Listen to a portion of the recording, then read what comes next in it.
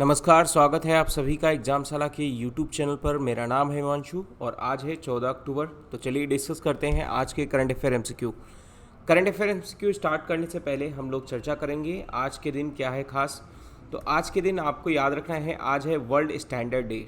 World standard day किस लिए मनाया जाता है? जो हमारे इंडस्ट्रीज़ हैं, जो हमारे रेगुलेटर्स हैं, जो हमारे कॉरपोरेट वर्ल्ड हैं, उनको चाहिए कि कुछ ऐसी अवेयरनेस क्रिएट करें, कुछ ऐसा डेवलपमेंट लाएं जिससे सभी की लाइफ क्या हो सके, टेक्निकल रूप से और उनकी और आसान हो सके। ठीक है, तो इसलिए मनाया जाता है वर्ल्ड स्टैंडर्ड डे। 2020 में आपको इसका थीम याद रखना है कि 2020 में इसका थीम क्या है। तो याद रखना है, इस बार थीम मनाया गया, थीम है protecting the planet with the standards. यानी हम अपने स्टैंडर्ड्स को क्या कर रखें, मेंटेन कर रखें और साथ साथ में उसको डेवलप करें। ठीक है, तो याद रखना है 14 अक्टूबर को हर साल वर्ल्ड स्टैंडर्ड डे मनाया जाता है। अब हम लोग बढ़ते हैं एमसीक्यू की तरफ। और एमसीक्यू में आपसे पहला क्वेश्चन ये पूछा है कि जो हमारी एक कंपनी है यूएसए की, जिसका नाम है पेप्सिको। तो पेप्सिको ने भी हाल ही में कहा है कि हम एक green field potato chips production house खोलेंगे। अब ग्रीन फील्ड पोटैटो चिप्स का मतलब यहाँ पर क्या है? यहाँ पर यह है कि जब कभी भी कोई इन्वेस्टमेंट किया जाता है, ठीक है, तो इन्वेस्टमेंट दो तरीके का होता है। याद रखना है आपको, इन्वेस्टमेंट दो तरीके का होता है। सबसे पहला होता है ग्रीन फील्ड। तो ग्रीन फील्ड का मतलब यहाँ पर क्या है? यानी जो पहली बार इन्वेस्टमेंट हो रहा है, यानी जिसके लिए रिक्वायरमेंट क्या होनी चाहिए, लैंड पहली चीज़, फिर उसके बाद इंफ्रास्ट्रक्चर्स। तो ये सारी चीज़ें जब कभी भी कोई फैक्ट्री इंस्टॉल की जाती है तो उसे हम लोग ग्रीन फील्ड इन्वेस्टमेंट बोलते हैं। दूसरा इन्वेस्टमेंट हमारा होता है एक ब्राउन फील्ड इन्वेस्टमेंट। तो ब्राउन फील्ड इन्वेस्टमेंट का मतलब होता है कि यानी पहले से ही कोई कंपनी काम कर रही है इंडिया में, सपोज दैट रिलायंस काम कर रही है, तो रिलायंस में आके किसने फेसबुक में निवेश कर दिया, तो फेसबुक में जो निवेश किया वो कौन सा इन्वेस्टमेंट कहलाएगा? वो ब्राउन फील्ड इन्वेस्टमेंट कहलाएगा। लेकिन पेप्सिको यहाँ पर जो कर रही है वो कौन सा इन्वेस्टमेंट कहलाएगा? वो ग्रीन फील्ड इन्वेस्टमेंट कहलाएगा। तो इन्होंने भी कहा है कि हम एक पोटैटो चिप्स का प्रोडक्शन हाउस खोलेंगे। कहाँ पर, किस राज्य में, आपको बताना है। इसका सही आंसर क्या है? इसका सही आंसर है उत्तर प्रदेश। उत्तर प्रदेश में भी हाल ही में ये कहा है कि जो पेप्सिको है वो 8 से 14 करोड़ रुपए का ग्रीनफील्ड इन्वेस्टमेंट करेगी। और ये आप देखोगे कि कहाँ पर किया जाएगा, तो एक कोशी मथुरा हाईवे पर, वहाँ पर 35 एकड़ का ज़मीन प्रोवाइड किया जाएगा UP state industrial development authority की तरफ से, और वहाँ ये अपनी फैक्ट्री लगाएगी। तो नेक्स्ट ईयर है कि हो सकता है कि इसका प्रोडक्शन एक यूनिट स्टार्ट हो जाए। चलिए आगे बात करते हैं क्वेश्चन नंबर 2 पर। क्वेश्चन नंबर 2 में एमजी नरेगा, इस एमजी नरेगा स्कीम में अभी हाल ही में इसको इम्प्लीमेंट करने के लिए जो एमजी नरेगा स्कीम होती है उसमें 71.68% इतना टारगेट अचीव करने वाला कौन सा राज्य बना है? तो इसका सही आंसर क्या है? इसका सही आंसर है कर्नाटक। कर्नाटक राज्य ने भी हाल ही में अपना एक गोल अचीव कर लिया है, जिसमें उन्होंने 71.68% एमजी नरेगा को इम्प्लीमेंट किया है, जिसके जरिए आप देखोगे वहाँ के जो रूरल डेवलपमेंट मिनिस्टर हैं KS येदियुरप्पा, तो उन्होंने कहा है कि हम लोग गोल टारगेट किए थे कि 13 करोड़ मैन यानी आदमियों को क्या किया जाएगा, लगभग रोजगार 13 करोड़ जो मैन डेज हैं उतना रोजगार क्रिएट करेंगे हम 2021 में। और लगभग अभी तक टिल डेट यानी 9.32 करोड़ मैन डेज अभी क्रिएट हो चुके हैं। यानी इनका टारगेट था 13 करोड़ का और लगभग ये 9.32 करोड़ रुपये मैन डेज क्रिएट कर चुके हैं जॉब्स। तो आप देखोगे कि यहाँ पर वेजेस लगभग 2493 करोड़ रुपये टुवर्ड्स वेजेस अभी तक प्रोग्राम हो चुका है, इतना उन्होंने टारगेट रखा था। हालांकि ये सब आपको फैक्ट याद रखने की ज़रूरत नहीं है, आपको बस इतना याद रखना है कि किसने अपनी इम्प्लीमेंट किया था। एक और चीज़ कि एमजी नरेगा स्कीम कब स्टार्ट हुई थी, तो इसका याद रखना है कि आपको नरेगा स्कीम से यानी Mahatma Gandhi national rural employment guarantee act, तो इसका एक नाम पहले नरेगा हुआ करता था। तो नरेगा 2005 में इसको एक्ट बना था, 2006 में इसको लागू किया गया था और 2009 में इसका नाम बदलकर एमजी नरेगा कर दिया गया था।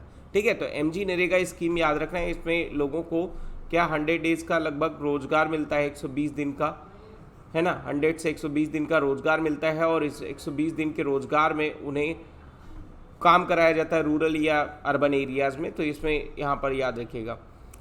आगे बात करते हैं क्वेश्चन नंबर 3 पर। क्वेश्चन नंबर 3 में आपसे पूछा है कि अभी हाल ही में प्राइम मिनिस्टर नरेंद्र मोदी ने एक ऑटोबायोग्राफी लॉन्च की है, किस पर्सन की, आपको ये बताना है। इसका सही आंसर क्या है? इसका सही आंसर है डॉक्टर बाला साहेब विखे पाटिल। ठीक है, तो ये कौन थे? ये मेंबर ऑफ पार्लियामेंट थे, मेंबर ऑफ पार्लियामेंट थे लोकसभा के, और इन्होंने एजुकेशन के सेक्टर में काफ़ी बेहतर काम किया। तो इनकी एक ऑटोबायोग्राफी बुक लॉन्च हुई है, देह वछावा करनी। ये नोट कर लीजिएगा, इंपॉर्टेंट है, हो सकता है आपसे बुक ऑथर्स के बारे में पूछ सकते हैं। देव वछावा करनी ये एक ऑटोबायोग्राफी है, और ये एक ऑटोबायोग्राफी किसकी है? डॉक्टर बाला साहब विखे पाटिल। ठीक है, चलिए तो यहाँ पर क्वेश्चन नंबर 4 पर बढ़ते हैं। क्वेश्चन नंबर 4 में आपको बताना है कि बिहाली में एक एनआईटी है। तो एनआईटी कौन सा एनआईटी है जिसने बिहाली में एक एमओयू साइन किया है? एमओयू का मतलब एक एग्रीमेंट साइन किया है, किससे? सीडैक पुणे से। किसके लिए? Installing of state of art of computer. तो state of art of computer का मतलब क्या है? यानी एक ऐसा कंप्यूटर जो हम लोग जिसमें टेक्नोलॉजी का बेहतर इस्तेमाल करके एजुकेशन को और बढ़ावा दे सकें। तो इसके लिए कहाँ पर इंस्टॉल किया जाएगा ये आपको बताना है। इसका सही आंसर है एनआईटी तिरुचिरापल्ली। ठीक है, एनआईटी तिरुचिरापल्ली से भी हाल ही में मेमोरेंडम ऑफ अंडरस्टैंडिंग साइन किया गया है, जिसमें किसकी तरफ से? सीडैक यानी centre for development and advance computing Pune की तरफ से। और इन्होंने कहा है कि हम क्या करेंगे? इंस्टॉल करेंगे एक आर्ट ऑफ सुपर कंप्यूटर जो प्रोसेस करेगा, ठीक है, यानी एक तरीके से टेक्नोलॉजी को बढ़ावा देगा। तो becoming a part of national super computing missions of the government of India. ठीक, तो याद रखना है इसको। अभी हाल ही में ये 10 सेंट्रली फंडेड इंस्टीट्यूट हैं जिसमें अभी इंडक्ट किया जाएगा नेशनल सुपर कंप्यूटर, जो अभी आईआईसी बेंगलोर है, और 7 आईआईटीज़ हैं जहां पर आप देखोगे state of art super computer install किया जाएगा। चलिए आगे बात करते हैं क्वेश्चन नंबर 5 पर। क्वेश्चन नंबर 5 में आपसे पूछा है कि फिलाटेली डे एब्जॉर्ब किया जाता है किस डेट को? ये आपको बताना है। इसका सही आंसर क्या है?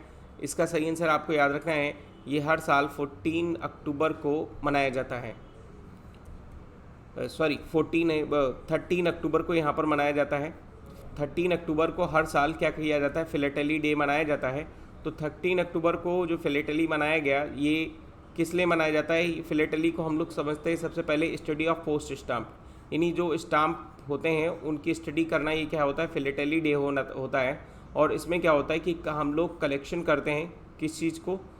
स्टैम्प्स का, और उसका रिसर्च करते हैं। ठीक है, उसके बारे में हम लोग फिलाटेलिक प्रोडक्ट को मतलब अपने पास रखते हैं, तो इसलिए हर साल ही मनाया जाता है फिलाटेली डे। ठीक है, इसमें क्या होता है, इसे इंट्रोडक्शन किसने किया था? तो इंट्रोडक्शन इंडिया में किया था बार्टल फेरे ने, जो कमीशन ऑफ सिंध थे, और इन्होंने इंडिया में इंट्रोड्यूस किया था स्टाम्प से, और तब से ये एक सिंध डॉक के नाम से जाना जाता है। तो 1852 में यहाँ पर आप देखोगे कि इंडिया में सबसे पहले स्टाम्प्स का स्टार्ट हो गया था। ठीक है, तो national philatelic museum of India, ये इंडिया में इस्टेब्लिश हुआ 1968 में। कहाँ पर? नई दिल्ली में। तो यहाँ पर याद रखना है कि यहाँ पर स्टाम्प कलेक्शन किया जाता है, जिससे फर्स्ट स्टाम्प इश्यू हुआ था इंडिया में सिंध डॉक के नाम से 1854 में। तो तब से लेकर अभी तक जितने भी स्टैम्प रिलीज हुए हैं वो सब इसी म्यूजियम में रखे गए हैं। तो आपको याद रखना है फिलाटेली क्या होता है कि स्टडी ऑफ पोस्ट स्टैम्प। और इस बार यानी जो 13 अक्टूबर है उस दौरान क्या हुआ? तो उस दौरान अभी हाल ही में जो इंडिया पोस्ट है मुंबई, उन्होंने लॉन्च किया है stamped mask on philately day. मतलब एक ऐसा स्टैम्प लॉन्च किया है जिस पे पूरी तरीके से क्या बना हुआ है? मास्क बना हुआ है। ठीक है, तो बस इतना याद रखें आपको। चलिए आगे बढ़ते हैं क्वेश्चन नंबर 6 पर। क्वेश्चन नंबर 6 में आपसे पूछा है कि हमारे एक ट्राइफेड है ऑर्गेनाइजेशन जो मिनिस्ट्री ऑफ ट्राइबल अफेयर्स के अंतर्गत काम करती है, इसने भी हाल ही में कोलैबोरेशन किया है किस स्टेट के साथ?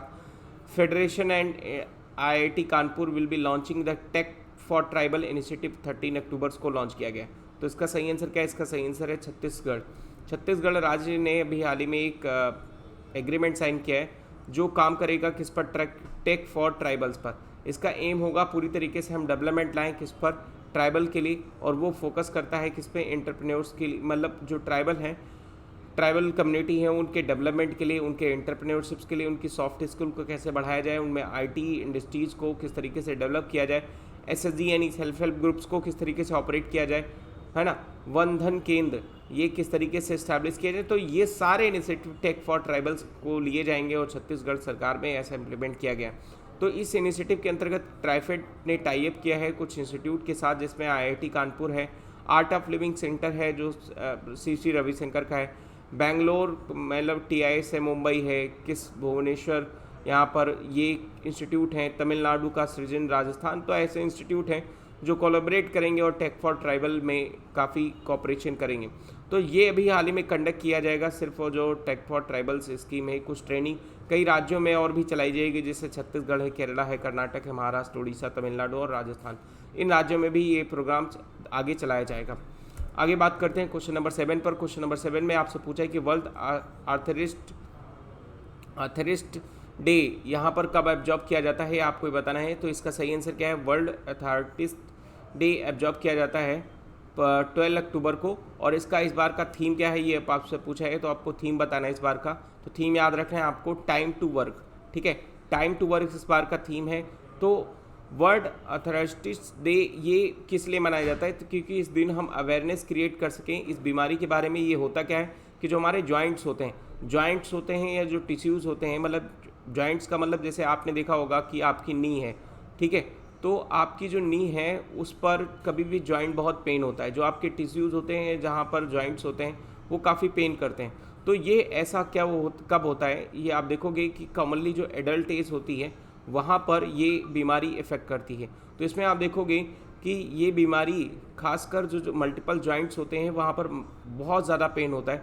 तो इस बीमारी को हम लोग क्या बोलते हैं? अथॉरिस्ट बोलते हैं। ठीक है, याद रखना है आपको कि ये एक ऐसी बीमारी है जो हमेशा ऑलरेडी मतलब एक ज़्यादा एज में होती है। कभी कभी होता है कि ये एज चाइल्डहुड में हो जाती है। ठीक है, तो याद रखना है कि हर साल ये मनाया जाता है। कब? ठीक है, तो हर साल ये 12 अक्टूबर को मनाया जाता है। इस बार की इसकी थीम आपको याद रखना है, टाइम टू वर्क। ठीक है, तो 100 डिफरेंट टाइप्स अथॉरिटिस्ट होते हैं, जिसमें डिफरेंट टाइप्स के उसके कॉजेस होते हैं। इसके ट्रीटमेंट भी अलग अलग हैं और लगभग इसके 2 टाइप्स कॉमन हैं, ऑस्टियोआर्थराइटिस एंड रीमोआर्थराइटिस। ठीक है, ये आपके 2 कॉमन्स होते हैं, बाकी बहुत सारे टाइप्स के होते हैं, आपको इतना याद रखने की ज़रूरत नहीं है। चलिए आगे बढ़ते हैं क्वेश्चन नंबर 8 पर। क्वेश्चन नंबर 8 में आपसे पूछा है कि अभी हाल ही में किस अथॉरिटी ने एक लॉन्च किया है फिक्स सोवरेन गोल्ड बॉन्ड। ये इन्होंने लॉन्च किया है कि 5,051 रुपये पर हम लोग गोल्ड जो है क्या करेंगे, इशू करेंगे। तो इसका सही आंसर क्या है? इसका सही आंसर आपको याद रखना है, RBI reserve bank of India ने भी हाल ही में क्या किया है, एक sovereign gold bond scheme launch की है। तो सोवरेन गोल्ड बॉन्ड स्कीम क्या होती है आपको बता देते हैं। देखिए, मान लीजिए आप गोल्ड खरीदना चाहते हो, ठीक है, गोल्ड खरीदना चाहते हो, तो आप जब गोल्ड खरीदोगे जाहिर सी बात है तो गोल्ड की डिमांड बढ़ेगी, और जब गोल्ड की डिमांड बढ़ेगी तो अल्टीमेट गोल्ड का प्राइस भी क्या हो जाएगा, बढ़ जाएगा। गोल्ड का प्राइस बढ़ने से क्या होता है कि गोल्ड का प्राइस बहुत ज़्यादा बढ़ जाए तो ये इकोनॉमी के लिए गुड साइन नहीं होता। ठीक है, इसका एक और रीज़न है, जब डिमांड बढ़ेगी प्राइस बढ़ेगा, तो आप देखोगे कि हमें ज़्यादा से ज़्यादा गोल्ड क्या करना पड़ेगा, इम्पोर्ट करना पड़ेगा। इम्पोर्ट करेंगे तो हमारी फॉरेन करेंसी ज़्यादा खर्च होगी, और फॉरेन करेंसी हमारी जब ज़्यादा खर्च होगी तो हमारा फॉरेन रिजर्व जो होगा वो खाली हो जाएगा। तो इसलिए आरबीआई क्या कहती है कि हम गोल्ड की डिमांड को किस तरीके से कम कर सकें। तो गोल्ड को डिमांड को कम करने का तरीका क्या है कि हम गोल्ड का एक मल्टीपल कोई भी डेरिवेटिव बना दें। डेरिवेटिव बनाने का मतलब है यहाँ पर बॉन्ड बना दें।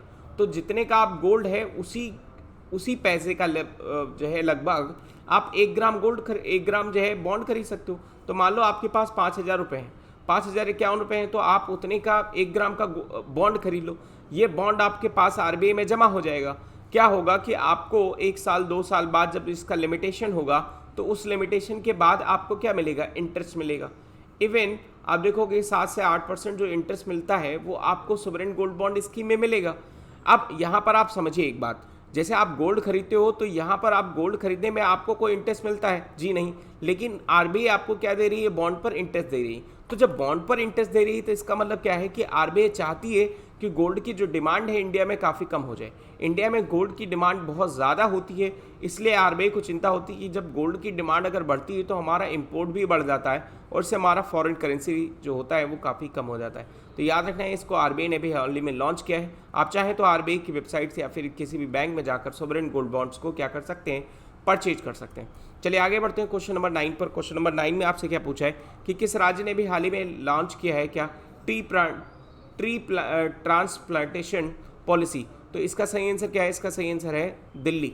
दिल्ली सरकार ने भी हाल ही में ट्री ट्रांसप्लांटेशन पॉलिसी लॉन्च किया है, और हमारे यहाँ पर आप देखोगे कि 80% ट्री को पूरी तरीके से क्या किया जाएगा, यहाँ पर उनको प्लांटेशन किया जाएगा।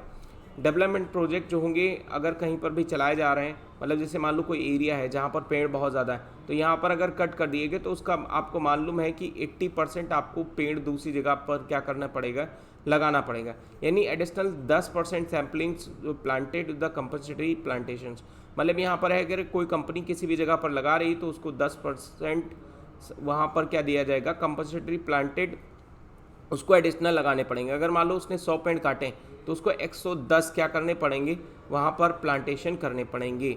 ठीक है, तो मैंडेटरी यहाँ पर कितना है, 80% है, लेकिन वहाँ पर आप मान के चलिए कि एडिशनल 10% वहाँ लगाने पड़ेंगे। ठीक है, तो ये याद रखना है आपको ट्री प्लांटेशन पॉलिसीज़। चलिए क्वेश्चन नंबर 10 पर बढ़ते हैं। यहाँ पर आपको ये बताना है कि किस इंस्टीट्यूट ने भी हाल ही में कहा है कि जो मॉरेटोरियम अगर एक्सटेंड होता है 6 मंथ के लिए, तो ये क्या करेगा कि लोगों की क्रेडिट बिहेवियर और जो बारोवर किसके जो भी उनके रिस्क हैं उनमें बहुत बड़ा चेंजेस लाएगा। तो ऐसा एफिडेविट किसने फाइल किया है, तो ऐसा एफिडेविट फाइल किया है आरबीआई ने, यानी रिजर्व बैंक ऑफ इंडिया ने। तो रिजर्व बैंक ऑफ इंडिया ने भी हाल ही में कहा है कि अब अगर मान लो कि प्रेजेंट टाइम पर अभी सुप्रीम कोर्ट में केस गया है, आज उसकी सुनवाई है, याद रखिएगा आनी 14 अक्टूबर को 10:30 बजे उसका सुनवाई का केस शुरू होगा। तो देखते हैं क्या रिजल्ट आता है। इसमें होता है यानी जैसे आपने अभी लोन लिया है, तो अभी कोविड-19 पैंडेमिक चल रहा था, तो कोविड-19 पैंडेमिक में केंद्र सरकार ने कहा था कि अगर मान लो आपने कोई लोन लिया है तो आपको लोन 6 महीने तक भरने की ज़रूरत नहीं लगी। लेकिन अभी जो इकोनॉमी की सिचुएशन है उस सिचुएशन को देखते हुए कई लोगों का मानना है कि अभी मॉरेटोरियम पीरियड को थोड़ा सा और एक्सटेंड करना चाहिए। तो ऐसा उन्होंने फाइल किया है सुप्रीम कोर्ट में। लेकिन आरबीआई का ये मानना है कि अगर मान लो मॉरेटोरियम को और एक्सटेंड किया जाता है तो इससे क्या होगा कि जो बोरोवर्स हैं उनके कहीं ना कहीं क्रेडिट बिहेवियर में काफ़ी बदलाव आ सकता है। ठीक है, तो इसलिए ऐसा है कि मॉरेटोरियम में एक्सटेंड ना किया, मतलब ये आरबीआई का मानना है। ठीक है, तो अब आज देखते हैं क्या होता है, सुप्रीम कोर्ट इस पर क्या डिसीजन देता है। फिलहाल आपको यहाँ पर याद रखना है कि आरबीआई ने इंप्लीमेंट किया है। आगे बढ़ते हैं, तो आज के इस डिस्कशन में इतना ही। Thank you for watching. Video पसंद आया हो तो ज़्यादा से ज़्यादा लोगों तक शेयर करिए, हमारे चैनल्स को सब्सक्राइब करिए, वीडियो पसंद आया हो तो लाइक करिए। Thank you for watching.